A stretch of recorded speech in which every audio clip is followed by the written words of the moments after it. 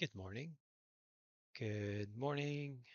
Good morning, and welcome to the December 28th edition of the OBX Wave Report. I am Robert Scribbler, your wave reporter here, and at the OBX Wave Report, we discuss all things waves, weather, climate, beach lifestyle, and water sports. And for our morning wave report, we typically go through an overview of the broader weather and climate and wave conditions impacting the Outer Banks. And for the supplemental reports, we'll go into various different focuses. Oftentimes, we'll do observations at the shore for you guys. We're going to be doing some live surfing videos at some point soon. Hopefully in the future, I'll be conducting Operation Freeze my patootie off in my 2-3 millimeter wetsuit out here in the Outer Banks over the January and February months when we get some some of our equipment up and running, which will be fun. And then we also do like a number of beach lifestyle segments to include health, fitness, maintaining your beach home and residence. We hope to do a few of those things, as well as like focused segments on specific locations in the Outer Banks, which are fun to visit or have historical or importance for um, nature preserves, things like that across the Outer Banks. So there's all sorts of exciting things that we can do in the Outer Banks. Um, and we're going to do those things too. But for the daily morning wave report, which we typically conduct between 8 a.m. and 10 a.m. I know today is a little bit later at 10:25 for the live stream. We're going to look at just a general report of conditions for the Outer Banks and the larger United States and North Atlantic Ocean, both from the wave standpoint and from the weather and climate standpoint. And last of all, for the OBX wave report, see, we do a lot of things here. But last of all, we also advocate for climate action from the standpoint of coastal defense. Many of us live on or near the coastline, and all of us are affected by the health of our coastal environments. So we advocate for rapid clean energy transition to save our coastlines from the rising impacts of climate change driven by fossil fuel burning. So just a brief summary. I know some of you guys have been popping in and out, and I wanted to talk about the scope of the OBX Wave Report. For today on December 28th, we are looking at a beautiful weather pattern shaping up for the US East Coast and particularly for the Outer Banks. This satellite image is provided by NOAA. It's a gorgeous shot of the US East Coast. We've got some snow that is visible in the satellite picture off to our west. This is mainly ground snow cover that you see in the white here.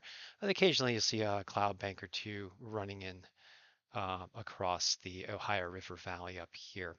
Out here to the east, we have kind of a little bit of swirling morass of clouds. There's a stalled frontal boundary out here east of Bermuda that is finally at last starting to move. And over in the Gulf of Mexico, we've got a few clouds as well, and some closer coastal clouds that are just hovering out here over the Atlantic Ocean. But if you look here at the Outer Banks, you'll see that skies are mostly very clear, and it's just shaping up to for a beautiful day here today in the Outer Banks. And so the overall conditions are expected to slowly, steadily improve. I've named this episode a placid buildup, and I think that that's probably the best way to describe it.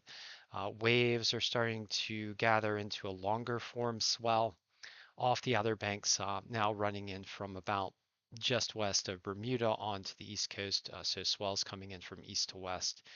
And these swells are lining up and creating overall larger waves than yesterday. And over the next couple of days, the swell's expected to steadily, if placidly, build.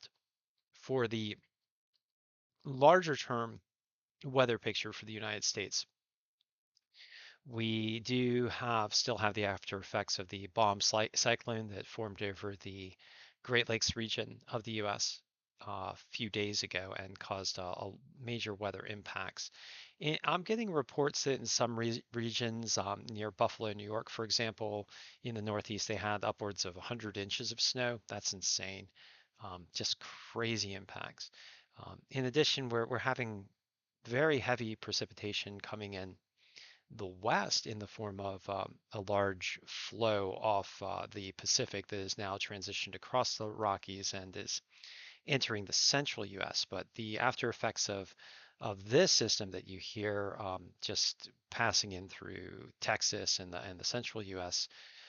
Dumped multiple feet of snow and rainfall in some locations, also measuring in feet. So very intense precipitation events recently with this bomb cyclone, and also even more recently with a weather system coming off the Pacific. It's worth noting that these weather systems are tapping into a changed ocean surface condition that is much warmer than normal overall, and changed land environment as well. And what's helping to drive these storms from a climate standpoint is an increased rate of evaporation off of ocean and land surfaces. And of course, evaporation creates that lift in the atmosphere, which is convection. And if that convection runs into any kind of instability or strong variance in temperature, that can very rapidly spin up into a more powerful storm than we tend to be used to. And one of the major upshots of that is increased precipitation. Um, Off the U.S. East Coast, water temperatures are much warmer than normal, ranging from about 2 degrees Fahrenheit to 14 or 15 degrees Fahrenheit above normal out here off the U.S. East Coast, and with the warmer departures being centered mostly here off the U.S. Northeast.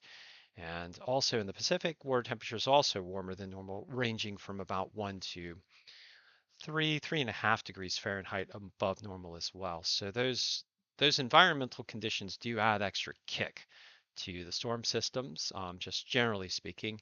And of course, each storm system will have a different level of climate influence involved, but these storms are a bit different than they would be in a typical mid 20th century environment. So it's worth noting that there's more fuel out there for storms, and when the storms do form, the dice are loaded for stronger events, typically than we would typically see in the mid 20th century time period. So just a note about the overall conditions now for the US and for the world when it comes to weather patterns. For the Outer Banks, recently we've been treated to these beautiful placid conditions, and we're going to enjoy beautiful conditions for at least the next few days. And then we're going to see a switch in the weather pattern to a more stormy weather pattern, but that doesn't look, at least for the Outer Banks or for the US East, to be anything too crazy. The weather models, like about a week on, are indicating that we might see a persistent storm pattern, and we might want to keep an eye on that. But so far, it's not looking too intense, which is good. So we can be reassured by that. Now, looking at the waves, I did talk about the swell pattern. It's just so we have, so here's Bermuda out here on the just on the edge of the screen here. I'm circling with my cursor, and you can see the waves lining up as swell in the swell pattern just west of Bermuda here, and running in for at least a few hundred miles into the U.S. East Coast here. So running in about, it's like a general like swell coming in from the east southeast, and it's just coming in very uniformly across the East Coast. And the near shore waves are in the range of about 2 to 3 feet off the Outer Banks. And that's reflecting in the local wave reports as well. The swell is expected to continue to improve over the coming days, but just slowly but steadily improve. With such placid conditions, though, these waves are coming in nice and glassy. So you got some small but very rideable waves overall, and with not much in the way of storminess expected to chop these waves up, at least for the next couple of days, we have some surprisingly rideable conditions. So and it's also worth noting that the temperatures are increasing as well. So that just the overall environmental and weather conditions are just much more pleasant for the Outer Banks than they have been over the past few days. And let's see, I'm going to go ahead and do the local wave reports for today. We were looking down at Billy Mitchell, but I am going to go back up here to Jeanette's Pier, our typical first spot for waves in the Outer Banks. And so looking at Jeanette's Pier for today, the waves have improved. Yesterday they were 1 foot. Today they are 1 to 2 foot. So 1 to 2 foot waves at Jeanette's Pier, with a primary swell coming in at about 9 seconds, secondary swell coming in about 15 seconds. And that primary swell is like edging up to an average wave height of about 2 feet. It's more like 1.8, but still. Winds are very placid out of the north-northwest at 6 miles per hour, so very gentle, very placid. That is a cross shore wind with a slight offshore component, but with that gentle wind, the conditions at Jeanette's Pier are mostly very glassy. Air temperatures are 48 degrees Fahrenheit, so warming up from recent days, although still rather cool there down at the shore. Ocean temperatures are 54 degrees Fahrenheit, which is a bump up from yesterday at 53 degrees Fahrenheit. So the ocean's warmed up a little bit, although you're still going to want your 3-4 millimeter wetsuit out there if you've got it, your hood, your booties, your gloves. So make sure you've got your cold weather protection, even though the winds aren't blowing as much, so you're not going to get as much of that wind chill. It's just generally nicer conditions. The weather today is sunny with an expected high of 50 degrees here at Jeanette's Pier. So moving on down the beaches to Hatteras, I'm just going to go all the way down to Hatteras here, right to the point, and we're going to go to the east-facing beaches. Wave conditions at Hatteras are a little bit larger than Jeanette's Pier, running in the 2 to 3 foot range, and those 2 to 3 foot swells are coming in about a 10-second period for the primary swell, with a secondary swell running in at 15 seconds. Winds are also out of the north-northwest at 9 miles per hour, so still very gentle, although with the southeast cant to the coastline here and the winds coming out of the north-northwest, that is an offshore flow. Wave conditions are also very glassy at Hatteras, so also pretty placid as well. Air temperatures are in the range of 51 degrees Fahrenheit. So a little bit warmer than Jeanette's Pier as we would expect. But the ocean water temperature is a big variance here. It's 64 degrees, so much warmer ocean conditions. That said, with those 50-degree air temperatures and ocean in the 60s, which is still pretty cold, you're definitely going to want your cold weather protection. Weather conditions are sunny with an expected high today of 53 degrees Fahrenheit at Hatteras. And for our last location for our selection of 3 today, we're going to go a little bit west of Billy Mitchell down to Frisco Beach, and a south-facing beach here to show you that most conditions here on the Outer Banks are pretty uniform. We've got 1 to 3 foot swells pretty much all up and down the Outer Banks. And at Frisco, with those south-facing beaches, the swell there is also coming in at 2 to 3 feet, with the primary swell with the larger waves coming in at 10 seconds. Winds are also out of the north-northwest at 9 miles per hour, which is a solid offshore flow with that southeast cant to the coastline. Air temperatures in the range of 51 degrees Fahrenheit, excuse me, and the ocean water temperatures are in the range of 63 degrees Fahrenheit. Excuse me for just once.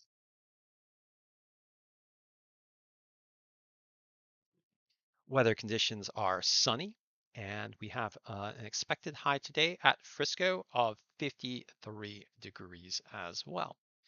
So overall, 1 to 3 foot waves across the Outer Banks. Air temperatures are warming up, and the winds are calming down. So we've got a nice swell, very glassy swell if small. We've got high pressure dominating. We've got light winds and warming conditions, and just very nice. And we expect these conditions to maintain and improve over the next few days. So it's just going to be a nice set of days here for the Outer Banks. I must say that I'm pretty excited. Nothing too extreme for the Outer Banks. It's just nice to have some placid conditions. So this is the global forecast system model for the United States, and I'm going to go ahead and run this model for you so we can see what's expected for the US and the, this is, okay, the model reloaded, so we don't have a lot of, we don't have a lot of information right now from the model since it has reloaded. So what I'm going to go ahead and do is go to an Earth null school model, and we're going to improvise a little bit for you guys. And this is a jet stream model, and it does give us an idea of what the weather conditions are going to be. So right now you do see this high pressure system dominating over the east coast of the United States and the eastern US. And this high pressure system is expected to stay in place for about a day or two. But then as we get into New Year's Eve, a trough starts to dig into the central US and then shift east.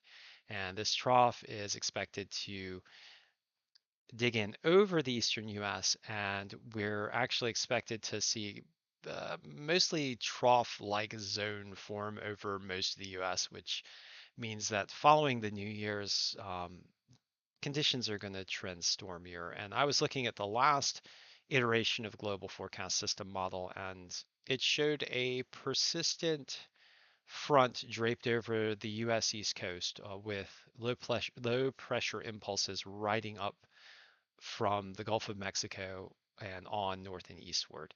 None of these impulses appeared to develop into anything really extraordinarily strong over the next 1 to 2 week period, but this persistent pattern is something that I think we should keep an eye on. It might produce a more stormy system than present global forecast system models expect, so we're just going to keep an eye on things. But it is worth noting that for the US East Coast, we're going to have a stormier weather pattern into the first week of the new year.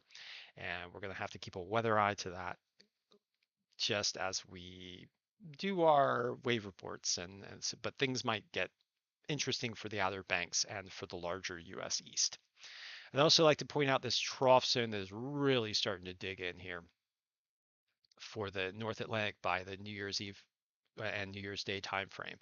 And I did see in the global forecast system model for the North Atlantic here, just south of Iceland, a um, a 930 millibar system developing in the 10-day time frame, which 930 millibar is like a category 4 or 5 hurricane if you translate like the energy to a tropical system. Of course, if a 930 millibar system did develop in the North Atlantic, it would be more in the feature of a winter oceanic storm, which would be much larger and cover, huge distances. But even so, a 930 odd millibar system is extraordinarily significant. So we're going to keep a weather eye to that as well in the 10-day time frame. This is, of course, longer range models, so you want to take those models with a big grain of salt. But the models do show a tendency for increased storminess for the US East Coast generally, and potential severe storminess for the North Atlantic, and then running into England here and Ireland and Western Europe. So we're going to want to keep an eye on that. If we do have a 930-ish millibar storm form in the North Atlantic, it will be a major event for a number of reasons, both for waves and for impacts for Europe. And depending on the size of the system, it could kick waves all the way back to the US East Coast, as we saw with a large central Atlantic storm system that occurred a few weeks ago. So um, things that form far away can affect us here on the Outer Banks. So that's why one of the reasons why we're going to take a look at it. And the other thing is, if there is an extreme weather event for the North Atlantic, I think I'm going to jump in and cover it because I mean we're right here on the edge of the Atlantic. So the Atlantic is our bailiwick. Haha. We declare the Atlantic our bailiwick for the OBX wave report here. And so that's something that we want to keep an eye on. I want to see if any of these models have updated or not updated, so I can show you this. Aha, yes. Okay, this model has not updated. So I'm going to go ahead and show you the persistent stormy pattern that's expected for the US East, as well as this severe storm that's expected to develop in about the 10-day time frame. And I mean, even for the December 31st time frame, we've got a 906. Is that a nine? Yeah, it looks like 969. 969 dudes system running in through the British Isles here, and that's no joke either. But a much more powerful system predicted over the 10-day time frame. So here we begin to see on January 1st the trough beginning to really sink in here across the US East, and these impulses just forming, and you got a brief high pressure system that just kind of disintegrates as another storm system runs in here. So yeah, here we go. Another storm forming over the southeast and US East with a low centering just south of the Great Lakes. And then that front just sticks around with another impulse forming over Virginia. And here we have, let's see, yeah, that's 954. So let's move this back. So in the January 6th time frame in this model, we have a storm forming here off of Greenland that begins to swoop down toward Ireland and England. And this is a system that I was talking about. So the model advances and looks like we got a 954 millibar system um, midday-ish on January 6th, along with a trough over the US East, and then 945 millibar as it really bombs out here southeast of Greenland and southwest of Iceland and west of the British Isles here in the North Atlantic. And then as the coastal low runs in a kind of a nor'easter fashion here for the US East Coast, we've got a low 942 millibar system. And then, okay, so this model must have updated. So not in the 930s, thank goodness, but still in the 940s. So still a very powerful system predicted in the 10-day range-ish for the global forecast system model. And something that we want to keep an eye on here, if that does develop, that's going to be a major weather system for the North Atlantic. And also worth noting that this coastal low here has hung around for a few days. We've got like impulses just forming up and down a frontal boundary draped over the US East or just off the US East Coast. And that's something we want to keep an eye on. Persistent low formation is an indicator for a nor'easter type system. And we are vulnerable here in the Outer Banks to nor'easters, and if this system does become stronger, or the series of systems becomes stronger or persists over a long period of time, then we can expect ongoing impacts for the Outer Banks.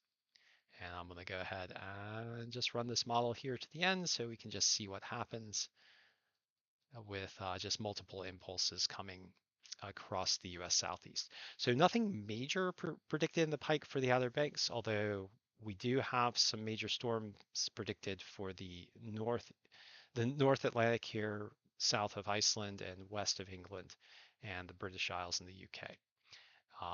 Overall, I do want to show you what the wave map looks like for today for the North Atlantic, with the largest zone for significant wave heights here associated with that 960, upper 960 millibar system, coming in at 26 feet, significant wave heights. So large waves here off of Ireland, the British Isles, and France here. And I'm going to go ahead and just advance this wave model for you guys so you can see what's expected for the North Atlantic over the next few days. Closer in here to the Outer Banks, we get some better swell here, about running in through December the 30th. And just broad high wave conditions here for for the North Atlantic. And yep, so looking at New Year's Eve, we've got near 7 foot wave conditions just in the offshore environment. So improving wave conditions for the Outer Banks. Longer term forecast shifting to a more stormy environment again for the North Atlantic and for the near coastal waters of the U.S. East Coast. And for the next few days, though, at least the Outer Banks are looking at steadily building very pleasant, in my opinion, conditions for the Outer Banks for wintertime. So thank you for joining me for the December 28th version of the OBX Wave Report. I will be providing you with more supplemental wave reports as we get back after the holidays. We have had a little bit of a break here in the pace of production, and that will ramp back up as well. So I'm looking forward to that. I've really had a great time with you guys so far, and it's just wonderful to have everyone along with me on these wave reports. So thank you for joining me again, and please remember to do everything you can to help save our coastlines from the impacts of climate change driven by fossil fuel burning, and to put in that effort behind the big push for clean energy that is now sweeping the world. We can do this thing. We can save our coastlines, and we can have just a better world for everyone, both those living here today and the future generations as well. So thank you for joining me again, and I will be